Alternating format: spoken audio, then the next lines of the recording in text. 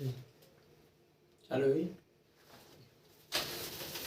नमस्कार दोस्तों, स्वागत है आपके YouTube चैनल सरकारी MCQ में। यानी साथियों, जो हमारा जो कैलेंडर है समथिंग 1 से 1 घंटा 10 मिनट या समथिंग अप्रोक्स इतने 70 मिनट के कैलेंडर का वीडियो हम आपको अपने YouTube चैनल सरकारी MCQ पे आपको प्रोवाइड करा चुके हैं। तो आज की जो हमारी क्लास है क्लास नंबर 3 है, यानी आज हम अगले टाइप की बात करेंगे। तो साथियों, अगर आप अभी तक आपने वो 2 वीडियो नहीं देखी तो बिल्कुल पैनिक होने की ज़रूरत नहीं है, क्योंकि आज हम आपके जो पिछले 5 या 10 मिनट में आपको रिवीजन करने की कोशिश करेंगे।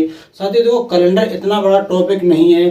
कैलेंडर ख़त्म कराने को तो मैं आपको 20 से 25 मिनट आधे घंटे में आपको ख़त्म कराने की गारंटी दे सकता हूँ, लेकिन वो कैलेंडर ऐसा कौन सा टॉपिक हुआ जो आपकी समझ में नहीं आई, तो मैं आपको इस हिसाब से कैलेंडर पढ़ाऊंगा। अगर आपने अभी तक कहीं से नहीं पढ़ा तो बिल्कुल वो और अच्छी बात है। आपने कैलेंडर कहीं से पढ़ा तो थोड़ा सा आपकी समझ में कम आएगा, क्योंकि आपके कैलेंडर आपने पहले पढ़ा है तो उसके कुछ कैलेंडर के तो हजारों प्रकार के कॉन्सेप्ट होते हैं। आपने किस हिसाब से और किस कॉन्सेप्ट के आपने कैलेंडर पढ़ा है, लेकिन जो मैं आपको पढ़ाऊंगा बस आपको उसी पर फोकस करना है। और आपने अगर वो फोकस कर लिया, कैलेंडर मेरे द्वारा जो पढ़ाया गया है वो आपने नोट्स के माध्यम से रिवीजन थोड़ा सा करते रहे, तो आप कहीं से भी किसी भी बुक का किसी भी एग्जाम का कैलेंडर का क्वेश्चन आपसे छूटेगा नहीं, इतनी मैं गारंटी लेता हूँ साथी। ठीक है, तो देखो सबसे पहले कैलेंडर, जैसे कैलेंडर की शुरुआत कहाँ से हुई, देखो पढ़ने का तरीका होता है। कैलेंडर आप पढ़ रहे हो तो आप कैलेंडर पढ़ रहे हो तो कैलेंडर की शुरुआत कहाँ से हुई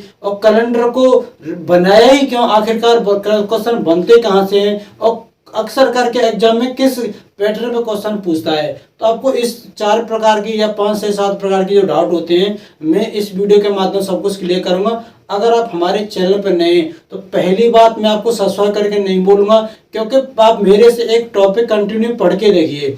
आप एक बार जैसे आपने कैलेंडर टॉपिक पढ़ लिया, ठीक है, कैलेंडर टॉपिक पढ़ने के बाद आप किसी भी एग्जाम का किसी भी बुक का कोई भी क्वेश्चन करके देखना, आपसे छूटेगा नहीं। ठीक है, अगर आपको क्वेश्चन, आपका दिल खुश हो जाए कि मैं कैलेंडर टॉपिक पढ़ लिया और आपसे क्वेश्चन बनने लगे, तो मेरे चैनल में बैक आके और सब्सक्राइब करना और फिर ज़्यादा से ज़्यादा दोस्तों को शेयर करना ना भूलना है। ठीक है, बस इतना सा आप करना है। बाकी का आप पढ़ने की जिम्मेदारी मेरे पे छोड़िए। मैं जितना आपको बोलूँगा आपको सिर्फ उतना ही फोकस करना है। देखो, रीजनिंग आपकी जो होती है वो रीजनिंग सब्जेक्ट होती है, उसमें से आप पूरे में से पूरे नंबर लेके आ सकते हो। ठीक है ना, रीजनिंग इतनी बड़ी खास टॉपिक नहीं है। आपका जो सब्जेक्ट होती है रीजनिंग, कॉन्सेप्ट, थोड़े से कॉन्सेप्ट आपको देखना है। और जो आपके दिनचर्या में, जैसे रीजनिंग कैलेंडर जैसे टॉपिक हुआ, तो आप कैलेंडर को डेली लाइफ में यूज करते हो। जैसे कैलेंडर को डेली लाइफ में कैसे यूज करते हो, अब कैलेंडर किस प्रकार का होता है, जैसे महीने की बात कर लें, वीक की बात कर लें, दिन की बात कर लें। ठीक है ना, तो ये कैलेंडर के कॉन्सेप्ट है, आप इनसे परिचित हो, लेकिन इसके कुछ कॉन्सेप्ट होते हैं उनसे आपको परिचित होना है, वो मैं आपको करूंगा। ठीक है ना, तो चलिए अपनी क्लास की तरफ चलते हैं। आज सबसे पहले जैसे हमारा कैलेंडर टॉपिक है, तो साथियों कैलेंडर में आपको क्या करना है,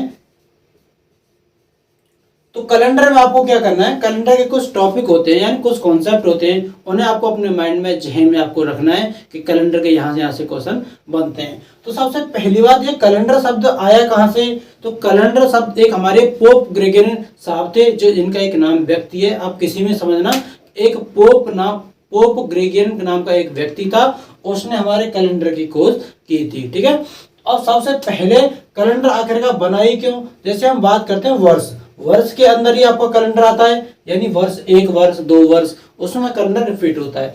अब साथियों वर्ष में भी एक इसमें भी होता है, यानी वर्ष को 2 भागों में बांटा गया है। किसमें, 2 भागों में। सबसे पहला भाग कौन सा है, इसका हम बोल सकते हैं साधारण वर्ष। कौन सा होता है, साधारण वर्ष। ठीक है, ये आपको यहाँ पे सिर्फ आपको यहीं पे फोकस करना है, उसके बाद ये एक दूसरे लिए लिंक होते जाएंगे और आपकी समझ में भी आएगा। पहला साधारण वर्ष, दूसरा कौन सा होता है, दूसरा होता है हमारा अधिवर्ष। कौन सा होता है, अधिवर्ष।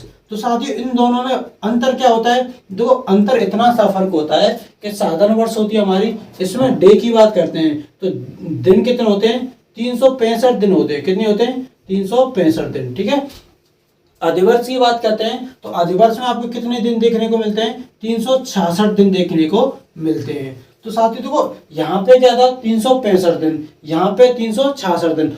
आखिर ये यहाँ पे एक दिन ऐड कहाँ से हुआ, ऐड भी हम आपको बताएंगे। जैसे हम यहाँ पे 365 दिन की बात करते हैं, ठीक है, साधारण वर्ष में 365 दिन और अधिवर्ष में आपको 366 दिन, ठीक है। और उसकी बात करते हैं हम सप्ताह की, यानी इसमें आपको 52 सप्ताह देखने को मिलते हैं। कितने? 52 सप्ताह, ठीक है, 52 सप्ताह। इसे हम हिंदी में सप्ताह कहते हैं और इंग्लिश में आपको वीक कहते हैं, ठीक है। और उसके बाद फैक्ट नंबर 3 की बात करते हैं। ये फैक्ट नंबर 1, 2 और ये फैक्ट नंबर 3। अब देखो 52 सप्ताह हो गए, इसमें जो फरवरी माह है, जो हमारा फरवरी माह जो 28 कहते हैं, कितने दिन का आता है? 28 का आएगा, ठीक है। अब इसकी बात करते हैं। देखो यहाँ पे भी आपको देखो इसमें एक और, यानी एक और डे होता है। कितना? एक विषम दिन होता है। कितना? एक विषम दिन, एक और डे, ठीक है। तो अब देखो साथियों, आगे आने वाले कैलेंडर जैसे मैं आपको पढ़ाऊंगा तो सिर्फ आपको एक ही चीज याद करनी है कि जो साधारण वर्ष होती है, साधारण वर्ष में आपको और डे देखने को मिलता है, एक और डे देखने को मिलता है। कितना? एक और डे देखने को मिलता है। और साधारण वर्ष फरवरी माह कितने का? 28 का आता है, ठीक है। आगे बात करते हैं। अब हम अधिवर्ष की बात करते हैं। तो अधिवर्ष में साथियों क्या करते हैं? अधिवर्ष में आपको जो फरवरी माह होगा, फरवरी कितने का? पहली बात तो 29 फरवरी, कितने का? 29 दिन का आपको फरवरी माह देखने को मिलेगा। उसके बाद आपको इतने सप्ताह देखने को कितने मिलेंगे? 52 सप्ताह देखने को मिलेंगे। इसमें भी कितने? 52 सप्ताह प्लस 2 और डे। कितने? 2 और डे। तो साथियों देखो, ये मैं चीज आपको बता रहा हूं, ये आपके लिए इतनी मोस्ट इंपोर्टेंट है। आप इन चीजों को, बस इन चीजों को ध्यान में रखना कि साधारण वर्ष है तो एक और डे बचेगा, अधिवर्ष है तो 2 और डे। सिर्फ आपको इतना सा ही फोकस करना है।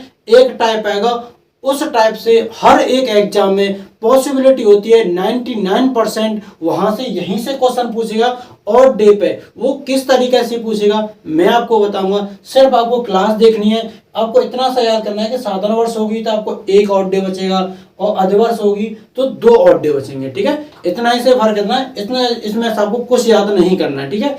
देखो ये थोड़ी सी कॉन्सेप्ट होती है, जैसे आप साल होती है कि एक 365 दिन कब होते हैं, 366 दिन कब होते हैं। ये तो आप डेली आपके दिनचर्या का एक क्वेश्चन होता है कि हर एक नॉर्मल सा इंसान, आम इंसान भी बता देगा कि आपको जो फरवरी माह 28 की आएगी तो उस साल में कितने दिन आएंगे। अगर वो कोई व्यक्ति पूछ रहे कि फरवरी माह हमारा 29 का पड़ने वाला है तो टोटल इस वर्ष में कितने दिन होंगे, तो ये आपको डेली दिनचर्या में आपका काम है। तो इतना सा आपको नॉर्मल मालूम ही होना चाहिए, ठीक। तो साथियों अगला टाइप हमारा है कि साधारण वर्ष कौन सी होती है और अधिवर्ष कौन सी होती है, ठीक है। ये वैसे तो कॉन्सेप्ट जो थे मैं आपको पिछली 2 वीडियो थी उनमें बता चुका हूं, लेकिन मैं आपको पुनः बताने की कोशिश करूंगा, क्योंकि अगर आपने अभी तक वो वीडियो दोनों नहीं देखी तो कोई बात नहीं, मैं आपको जो 2 क्लास में बताया आज बताने की कोशिश करूंगा। कि जैसे हमारी साधारण वर्ष, अब तो 1996 कौन सी होती है? 1996। तो 1996 हमारी साधारण वर्ष है या अधिवर्ष है? देखो साधारण वर्ष या अधिवर्ष, ठीक है। 2 ही चीज आपको पहचाननी है कि हमारी साधारण वर्ष कब होगी और अधिवर्ष कब होगी, ठीक है। तो इन दोनों को अगर आप फर्क समझ में आ गया तो आप क्वेश्चन को विद इन 2 सेकंड में निकाल सकते हो। देखो पहली बार मैं आपको समझाने की कोशिश कर रहा हूँ तो आप थोड़ा सा 5 मिनट 10 मिनट आपको लग सकती हैं, लेकिन ये चीज आपकी समझ में आ गई, आपको बिल्कुल भी आपको 2 सेकंड में आप आंसर निकाल सकते हैं, ठीक है।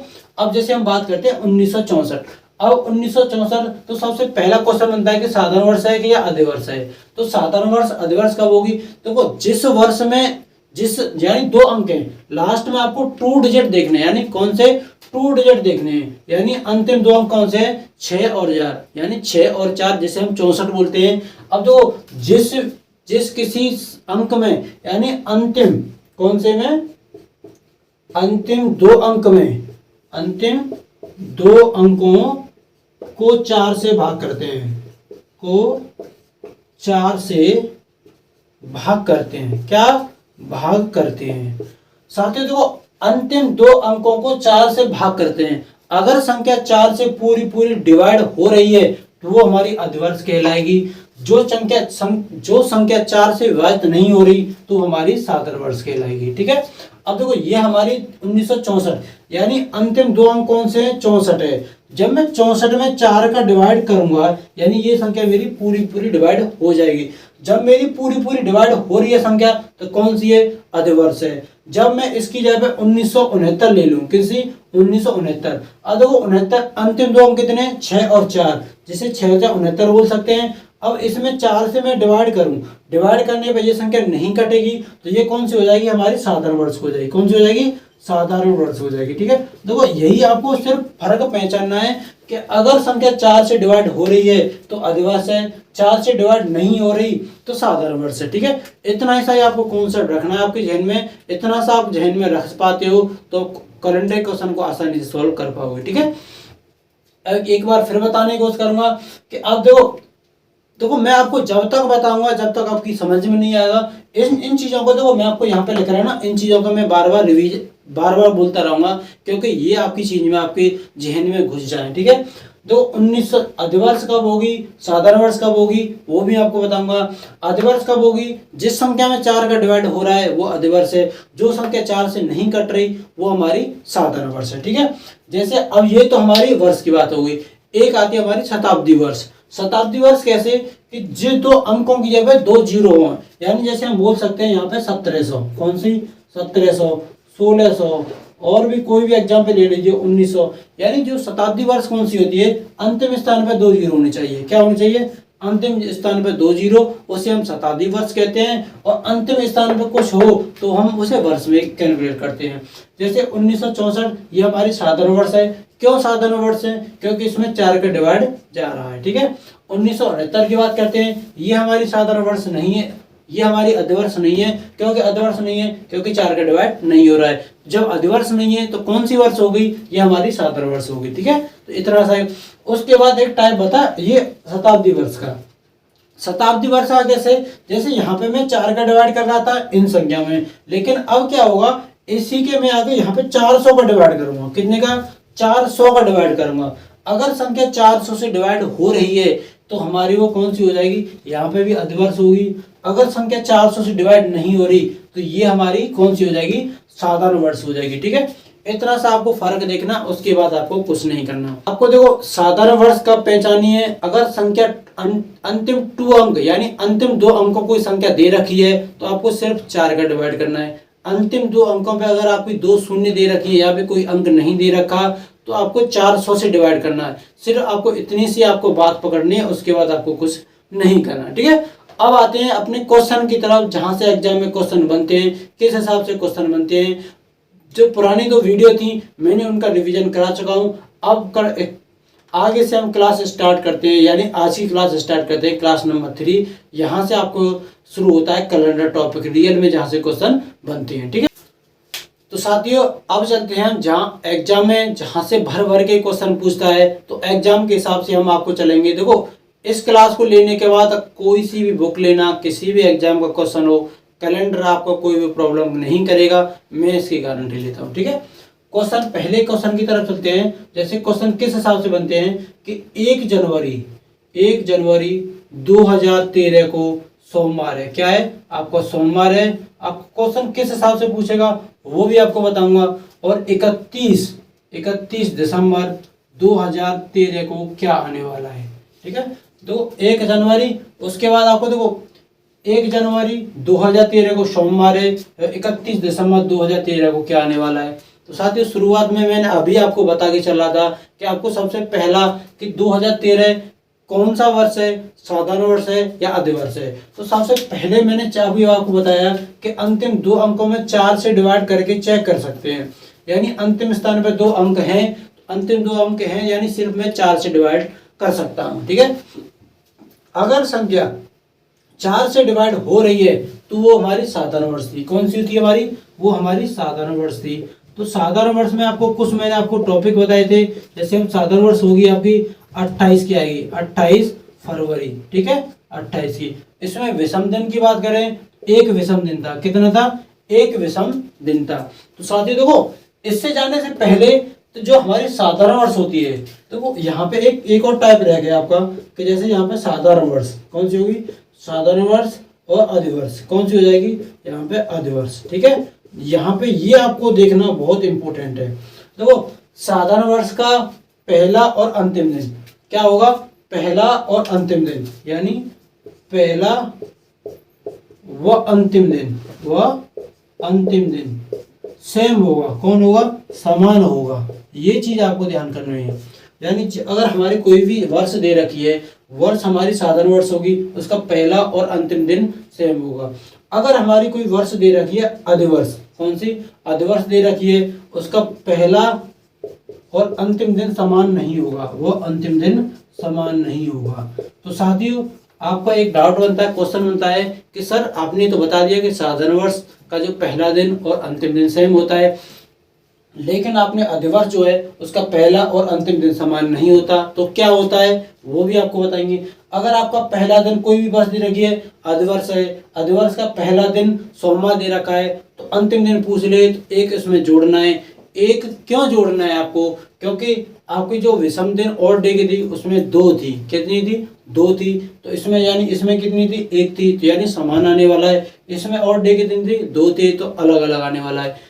तो इसमें आपको यही चीज देखनी है कि साधारण वर्ष का अगर आपको वर्ष दे रखी है उसका पहला दिन और आखिरी दिन हमेशा सेम रहने वाला है। ये चीज आपको गांठ बांध लीजिए। आज से अगर आपको कोई भी क्वेश्चन पूछता है तो साथियों क्वेश्चन की तरफ जाने से पहले कुछ 1-2 फैक्ट हैं, उन फैक्टों के बारे में जान लेते हैं। फैक्ट क्या चीज है, जैसे हम यहाँ पे बात करते हैं कि साधारण वर्ष, तो साधारण वर्ष क्या होती है, देखो फैक्ट क्या होते हैं। जैसे साधारण वर्ष का पहला दिन और अंतिम दिन, यानी पहला दिन और अंतिम दिन क्या होता है, वह अंतिम दिन समान होता है। किसका, जो हमारी साधारण वर्ष होगी उसका पहला दिन और अंतिम दिन समान होगा। ये चीज आपको गांठ बांध लीजिए और ये फैक्ट आपको याद करने हैं। जैसे साधारण वर्ष मैंने यहाँ पे दे दी 1 जनवरी 2013 को अगर आपका सोमवार है, क्या है सोमवार है, तो देखो साधारण वर्ष तो मैं आपको अभी बता चुका हूँ कि साधारण वर्ष कौन सी होगी, अधिवर्ष कौन सी होगी।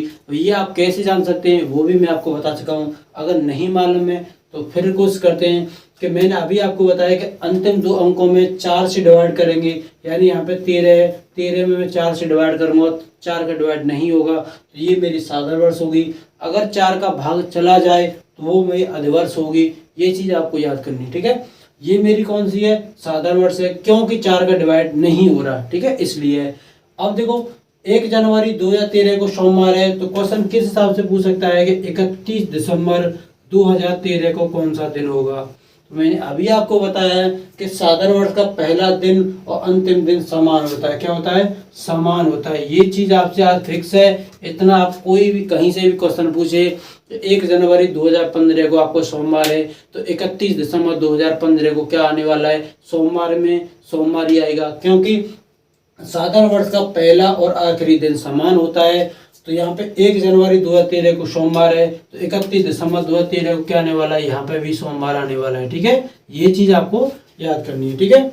ऐसे एग्जाम्पल ले लीजिए कोई भी कि 1 जनवरी 2014 को क्या है, यहाँ पे 1 जनवरी 2014 को सोमवार है। यहाँ पे अब दो कोई भी ले लेना, मैं यहाँ पे सोमवार ले रहा हूँ, मंगलवार ले लेना, बुधवार लेना, कोई भी लेना। यहाँ पे सोमवार है तो यहाँ पे पूछ सकता है 31 दिसंबर 2015 को 14 को क्या आने वाला है, तो यहाँ पे भी सोमवार आने वाला है। यानी एक चीज फिक्स है कि अगर आपकी कोई भी साधारण वर्ष दे रखी है और उसका पहला दिन दे रखे तो लास्ट में पूछ ले तो वही आप आने वाला है, ठीक है।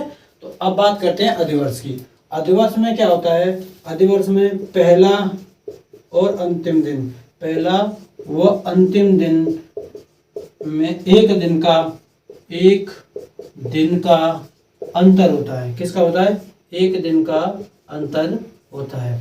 अब कैसे, इसका भी एग्जाम्पल ले लेते हैं। जैसे मैंने यहाँ पे अभी आपको बताया कि 1 जनवरी 2013, 1 जनवरी 2013, तो देखो साथियों मैं 13 क्यों नहीं ले सकता। अगर मैं अधिवर्ष की बात कर रहा हूँ, यानी अधिवर्ष यानी 4 का भाग जाना चाहिए, तो यहाँ पे कितनी है 2013, यानी अंतिम 2 अंक पे कितनी है 13 का 4 का डिवाइड, 13 में 4 का डिवाइड हो जाएगा, कभी नहीं होगा। यानी 4 का मल्टीपल देखना है मुझे, यानी 4 का मल्टीपल में ऐसी जगह 13 की जगह मैं 12 भी कर सकता हूँ, 12, 16, 20, यानी 4 का मल्टीपल होना चाहिए। यानी मैं यहाँ पे पहली बार 12 ले लेता हूँ, यानी 1 जनवरी 2012 को यहाँ पे क्या है कि सोमवार है। क्या है, सोमवार है। सोमवार की जगह आप मंगलवार भी कर लीजिए, मंगलवार है। क्या है, मंगलवार है, ठीक है। तो आपको देखो 1 जनवरी 2013 को सोमवार ही मान सकते हैं, मंगलवार मान सकते हैं, बुधवार, यानी आपका जो मन करे वो मान सकते हैं। मैं इसे सोमवार मान के करा रहा हूँ।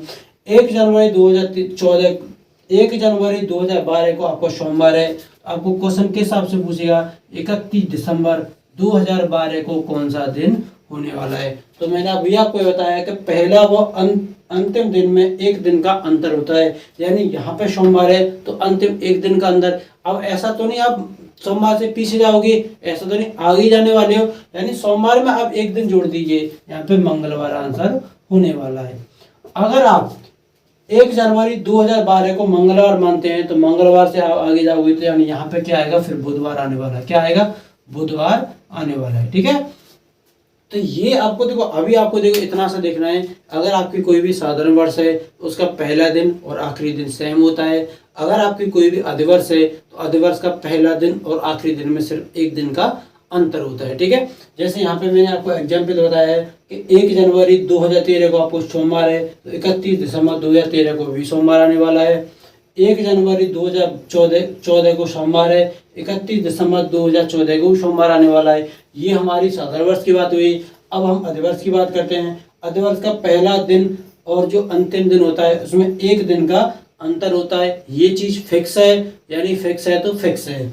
जैसे 1 जनवरी 2012 को सोमवार है, अगर यहाँ पे सोमवार मानते हैं तो 31 दिसंबर 2012 को मंगलवार आने वाला है। 1 जनवरी 2012 को आप मंगलवार मानते हैं, 31 दिसंबर 2012 को तो बुधवार आने वाला है। ठीक है, ऐसे हम बहुत सारे क्वेश्चन करने वाले हैं, आप हमसे कंटिन्यू बने रहिए। और इस हिसाब से हम रीजनिंग को आने वाले वनडे एग्जाम में सब कुछ वनडे क्लियर करेगा। जैसे आपको आने वाला यूपी पुलिस है वो भी कंप्लीट होगा, आने वाली एसएससी जीडी है वो भी कवर होगी। ठीक है ना, आप किसी भी स्टेट एग्जाम का दे लेना, उसमें रीजनिंग अगर आ रही है तो रीजनिंग एक बार मुझसे पढ़ के देखिए, आप कंप्लीट आप अच्छा खासा स्कोर कर सकते हैं। ठीक है, आगे चलते हैं अगले एग्जाम्पल की। आगे चलते हैं एग्जाम्पल, जैसे हमने अभी 2 एग्जाम्पल लिए थे, 2 एग्जाम्पल 3 एग्जाम्पल। जो एग्जाम्पल लिए थे वो कौन सा टाइप होता है, यानी उसे हम सेम डेट बोलते हैं। क्या बोलते हैं, सेम डेट। यानी सेम डेट से अक्सर करके हर एक एग्जाम में क्वेश्चन पूछ ही लेता है। ठीक है, तो सेम डेट के मैं यहाँ पे कुछ एग्जाम्पल लिख रहा हूँ, उनके आपको नीचे कमेंट बॉक्स में कमेंट करके उनका आंसर देना है कि मैं आपको 2-4 आपको समझाऊंगा और 2-4 आपके लिए भी दूंगा। अगर आपको इसकी पीडीएफ चाहिए, पीडीएफ हमारे टेलीग्राम चैनल सरकारी एमसीक्यू, जैसे मैं यहाँ में आपको दिखाता हूँ, जैसे सरकारी एमसीक्यू वहाँ पे आपको दिख रही होगी। यहाँ पे जैसे आप सरकारी एमसीक्यू सर्च करोगे तो नीचे आपको पीडीएफ यहाँ पे आपको देखो परसेंटाइल। आपको कोई भी बुक खरीदने की जरूरत नहीं, क्योंकि हमारे टेलीग्राम चैनल सरकारी एमसीक्यू, वहां से आप इतना आपको मटेरियल मिलेगा कि आपको कोई भी बुक खरीदने की जरूरत नहीं है। मार्केट में बहुत सारी बुकें, और बहुत सारी बुक में क्या होता है आजकल, उसमें सबसे ज्यादा मिस्टेक होती है। तो अगर आप हमारे नोट्स के माध्यम से पढ़ोगे तो नोट्स क्या है, एग्जाम में आज तक आए जितने क्वेश्चन है मैंने टाइप बाय टाइप सीक्वेंस में आपको लगाए हुए हैं। आप उन टाइप नोट्स को लगा के देखिए, आपको इतनी 100% गारंटी देता हूं कि आपको प्रॉफिट यानी अच्छा खासा नंबर ऑफ बूस्टअप करने को मिलेगा। ठीक है, आगे चलते हैं अगले टाइप की तरफ। यानी टाइप हमारा सेम डेट है, सेम डेट यानी 1 जनवरी। ठीक है, अक्सर करके 1 जनवरी 2012 से स्टार्ट करता हूँ। 1 जनवरी 2012 को आपको सोमवार है। ठीक है, तो किस हिसाब से क्वेश्चन पूछ सकता है कि 31 दिसंबर 2012 को कौन सा दिन आएगा। आगे बात करते हैं 1 जनवरी 2013 को क्या दिन होने वाला है। 1 जनवरी 2014 कौन सा दिन होने वाला है। 1 जनवरी 2015 को कौन सा दिन होगा। 1 जनवरी 2016 को कौन सा दिन होगा। 1 जनवरी 2017 को कौन सा दिन होने वाला है। ठीक है, ये देखो स्टार्टिंग की बात हुई। अभी हम बात करते हैं एंड की, यानी अंतिम की। 31 दिसंबर 2013, 31 दिसंबर 2014, तो यहाँ पे बात करेगा 31 दिसंबर 2015, यहाँ पे भी बात करेगा 31 दिसंबर 2016, यहाँ पे भी बात करेगा 31 दिसंबर 2017। जी मैंने आपको एग्जाम्पल लिए, एक क्वेश्चन 2 3 4 5 6 7 8 9 10 11 12। देखो आप जितने ज्यादा एग्जाम्पल करोगे उतनी आपके माइंड में क्लियरिटी आएगी, उतना ही आप क्वेश्चन को सटीक तरीके से समझने की कोशिश करोगे। ठीक है, 1 जनवरी 2012 को आपको सोमवार है तो 31 दिसंबर 2012 को क्वेश्चन पूछा है। यानी मैंने अभी आपको बताया कि अगर आपकी सबसे पहला क्या क्वेश्चन गंदा है कि आप साधारण वर्ष है या अधिवर्ष है, यानी अंतिम दो अंकों में मैं 4 से डिवाइड करूंगा, यानी 12, 12 में 4 का भाग जाएगा तो ये हमारी अधिवर्ष होगी। यानी अधिवर्ष में क्या होता है, एक दिन का अंतर होता है। यानी यहाँ सोमवार है, यहाँ कौन आएगा, यहाँ पे मंगलवार आएगा। क्या आएगा, यहाँ पे आपका मंगलवार आएगा। क्या आएगा, मंगलवार आएगा। ठीक है, जैसे आपने बताया कि 31 दिसंबर 2012 को मंगलवार है, यानी आपकी 2012 यानी समाप्त होने वाली है। जैसे मैं आज आपके बोलूं कि आज आपका सोमवार है तो कल क्या आने वाला है, बिल्कुल ऑब्जेक्ट सी बात है। अगर आप आज आपका सोमवार है तो कल मंगलवार आने वाला है। तो इसी हिसाब से अगर आपको यहाँ पे 31 दिसंबर 2012 को मंगलवार है, आपको पूछेगा जैसे 31 दिसंबर ये 2012 समाप्त हो गई तो शुरू क्या हुआ, 1 जनवरी 2013 आने वाली है, क्योंकि ये साल आपकी 2012 समाप्त हो गई और स्टार्टिंग कौन सी होगी, 2013 जनवरी महीने का पहला दिन होगा। यानी यहाँ पे मंगलवार है, यहाँ पे बुधवार आएगा। क्या आएगा, बुधवार आएगा। आप इस हिसाब से क्वेश्चन कर सकते हैं। आप इस हिसाब से नहीं करना चाहते तो किस हिसाब से क्वेश्चन कीजिए कि 1 जनवरी 2012 को आपको सोमवार है, क्या है, सोमवार है, तो आपको 1 जनवरी 2013 को क्वेश्चन पूछ सकता है। तो साथियों मैंने अभी आपको बताया है कि 2012 कैसी साल है आपकी, कैसी साल है आपकी, अधिवर्ष है। यानी अधिवर्ष में आपको ऑड डे कितने थे, ऑड डे हमारे 2 थे।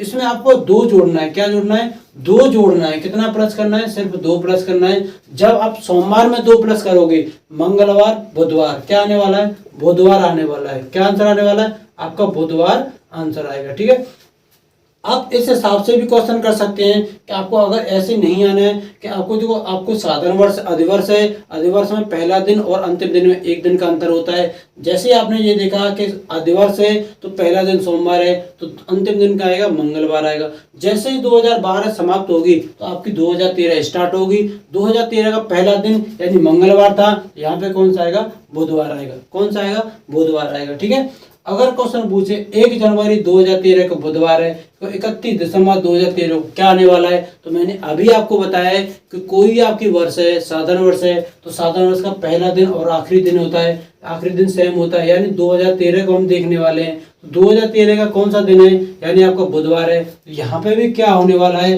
कि 31 दिसंबर 2013 का भी आपको बुधवार राइट आंसर होगा। क्या होगा, बुधवार आपका राइट आंसर होगा। क्योंकि मैंने अभी आपको बताया कि 2013 आपकी कैसी वर्ष है, 2013 आपकी साधारण वर्ष है, 2012 कैसी वर्ष थी, अधिवर्ष थी। क्योंकि इसमें अगर मैं 4 से डिवाइड करता हूं तो 4 से डिवाइड हो रही है, और 2013 को मैं यानी 13 जो हमारी अंतिम 2 अंकों में मैं 4 से डिवाइड करता हूं, यानी ये संख्या डिवाइड नहीं होगी, ये मेरी डिवाइड होगी। ये तो हो जाएगी मेरी अधिवर्ष होगी। कौन सी होगी, अधिवर्ष होगी। और यहीं पे बात करते हैं, ये हमारी साधारण वर्ष होगी। कौन सी होगी, साधारण वर्ष। क्योंकि 4 का डिवाइड नहीं होगा, यहाँ पे 4 का डिवाइड होगा। ठीक है, आगे चलते हैं। 1 जनवरी 2014 को क्या आने वाला है, देखो यहाँ से भी क्वेश्चन बन सकता है कि 1 जनवरी 2013 को क्या है, बुधवार है। 1 जनवरी 2014 को क्या, तो अभी मैंने आपको बताया कि 2013 आपकी कैसी वर्ष है, यानी आपकी साधारण वर्ष है। तो साधारण वर्ष में आपको मैंने क्या बताया कि ऑड डे यानी विषम दिनों की संख्या कितनी है, 1 दिन है। यानी इसमें मैं सीधा सीधा 1 जोड़ देता हूँ। क्या, 1। जब बुधवार में जब मैं 1 जोड़ूंगा यानी बृहस्पतिवार आंसर होने वाला है। क्या आंसर होगा, आपको बृहस्पतिवार आपका राइट आंसर होगा। ठीक है, 2013 से 2014 से 15 में जाऊंगा, यानी ये भी मेरी सामान्य वर्ष होगी, यानी ये भी मेरी साधारण वर्ष होगी। जब दोनों साधारण वर्ष हैं, यहाँ पे क्या है, यहाँ पे बृहस्पतिवार है, तो 1 जनवरी 2015 के आंसर बोला है शुक्रवार आपका राइट आंसर होगा। क्या होगा, शुक्रवार आपका राइट आंसर हो जाएगा। ठीक है, बाकी के 2 क्वेश्चन ये और 4 क्वेश्चन ये 6 क्वेश्चन आपको अपने घर से, होमवर्क से या नीचे कमेंट बॉक्स में कमेंट करके वीडियो को पोस्ट करके इन सभी का क्वेश्चन आंसर देना है। मैं साइड में हट रहा हूँ, आप इनका एक बार स्क्रीनशॉट ले लीजिए। बाकी के जितने भी क्वेश्चन है आप इन सभी का आंसर एक एक नीचे कमेंट बॉक्स में कमेंट करके जरूर बताना है। ठीक है, चलिए साथियों अगले टाइप की तरह चलते हैं। यानी टाइप क्या है, यानी वर्ष का समान होना। यानी हमारी जो वर्ष होती है कब समान होती है, तो सबसे पहला क्या है कि साथियों देखो, अगर शेषफल 1 आ रहा है तो आपको 6 ऐड करना है, शेषफल 2 आएगा तो 11 ऐड करना है, शेषफल 3 आएगा तो फिर भी 11 ऐड करना है, शेषफल 0 या 4, देखो 4 का तो कोई संभावना है नहीं कि 4 शेषफल है, क्योंकि अगर मैं किसी संख्या में 4 से डिवाइड कर रहा हूँ और 4 ही मेरी संख्या है, यानी शेषफल तो 0 ही आना है। यहाँ पे सिर्फ आपको सिर्फ 28 ऐड करना है। ठीक है, इतना सा आपको ये कॉन्सेप्ट है, यहाँ से भी आपको क्वेश्चन एग्जाम में बनते हैं। शेषफल अगर आपका 1 बच रहा है तो 6 ऐड करना है, शेषफल 2 बच रहा है तो 11 ऐड करना है, शेषफल 3 है तो 11 ऐड करना है, शेषफल 0 है तो 28 ऐड करना है। कैसे ऐड करना है कि अगर मैं क्वेश्चन दूं कि 1994, क्या है 1994 छोड़िए आप 2011 ले लीजिए, क्या 2011, यानी क्वेश्चन किस हिसाब से बनेगा कि वर्ष 2011 का कैलेंडर किस वर्ष में रिपीट होगा। क्वेश्चन किस हिसाब से बनता है कि 2011 का कैलेंडर, क्या कैलेंडर किस वर्ष में दोहराया जाएगा, क्या आएगा दोहराया जाएगा। ठीक है, इसको हिसाब से बनता है, ठीक है ना। या 2011 का कैलेंडर किस वर्ष में रिपीट होगा, इस हिसाब से क्वेश्चन बन सकते हैं। तो मैंने अभी आपको बताया, यानी देखो ये आपको शेष है, क्या है शेष फल, यानी शेष फल पे आधारित, यानी आपको मैथ में पढ़ा होगा शेष फल, एक शेष फल, दो शेष फल, जो संख्या आती है, जैसे मैं 7 से डिवाइड कर रहा हूँ, यानी 7 से डिवाइड कर रहा हूँ, 7 से जितनी भी छोटी संख्या 6, 5, 4, 3, 2, 1, ये शेष बच सकते हैं। लेकिन इससे ज्यादा 7 से ज्यादा 8 शेष नहीं बचेगा। क्यों नहीं बचेगा? जब मैं 8 में 7 का भाग दूंगा, यानी शेषफल तो एक ही आना है, यानी जो संख्या दी हुई है उससे नीचे भी जितनी संख्या आती है उनके शेष होने की पॉसिबिलिटी होती है, उनसे ऊपर जाने की संभावना नहीं होती है। अगर मैं बात करता हूँ शेष पर, यानी आपको हर एक संख्या ऐसी वर्ष में चेक करना है कि किस वर्ष में कैलेंडर रिपीट होगा, तो आपको सबसे पहले 4 का डिवाइड करना है। अब देखो अंतिम 2 अंकों में क्या है, यहाँ पे भी आपको देखना है कि अंतिम 2 अंकों में 4 का डिवाइड करना है, यानी अंतिम 2 अंक कितने थे, यहाँ पे 11 हैं। जब मैं 11 में 4 का डिवाइड करूंगा तो कितनी बढ़ जाएगा, 2 बढ़ जाएगा, यहाँ पे 8 आएगा। जब मैं 11 में 8 घटाऊंगा यानी 3 बचेगा। तो शेषफल 3 है, यानी मैंने यहाँ पे लिख रखा है कि शेषफल 3 आए तो कितना ऐड करना है कि 2011 में आप 11 ही ऐड कर दीजिए, यानी 2022 में आपको कैलेंडर रिपीट होगा। कौन सी वर्ष का, 2011 का, और 2022 में रिपीट होने वाला है। नहीं तो आप चेक कर लेना, अगर आपको 2011 वर्ष है कोई भी, तो 2022 में आपको कैलेंडर रिपीट होना ही होना है। ठीक है, नेक्स्ट एग्जाम्पल देखते हैं कि 2000 क्या हम चेक करें कि 2021, क्या 2021 कि किस वर्ष का कैलेंडर 2021 के समान होगा। तो 2000 समान होगा, यानी 21 में अगर मैं 4 का डिवाइड करूं तो शेषफल कितना बचेगा, यानी शेष आएगा 1 शेषफल बचने वाला, कितना 1 शेषफल बचना है। जब मैंने अभी आपको बताया जब 1 शेषफल होता है तो कितना जोड़ना पड़ेगा, 6 जोड़ना पड़ेगा, यानी 2021 में जब मैं 6 ऐड करता हूं यानी 2027 में मेरा कैलेंडर रिपीट होगा। कौन सी वर्ष का, 2021 का 2027 के समान होगा, यानी 2021 है हमारी जो वर्ष है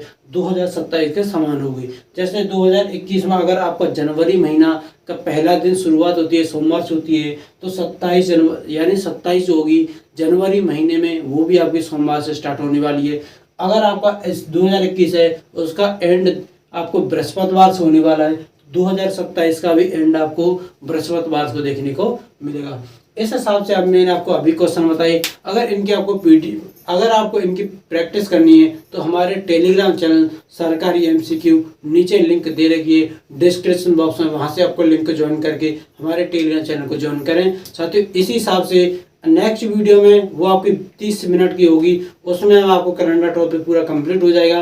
कैलेंडर कंप्लीट होने के बाद जिस दिन मैं आपको बोल दूं कि मेरी ओर से कंप्लीट कि जिस दिन मैं आपको बोल दूं कि मेरी तरफ से कैलेंडर टॉपिक कंप्लीट हो गया है, तो आप वहां से किसी भी एग्जाम का किसी भी बुक का क्वेश्चन करना, आपसे क्वेश्चन नहीं छूटेगा, इतनी गारंटी देता हूं। अगर आपको वीडियो अच्छी लगी हुई तो दोस्तों को शेयर करना ना भूलें। मिलते हैं नेक्स्ट वीडियो में, तब तक के लिए जय हिंद, जय भारत।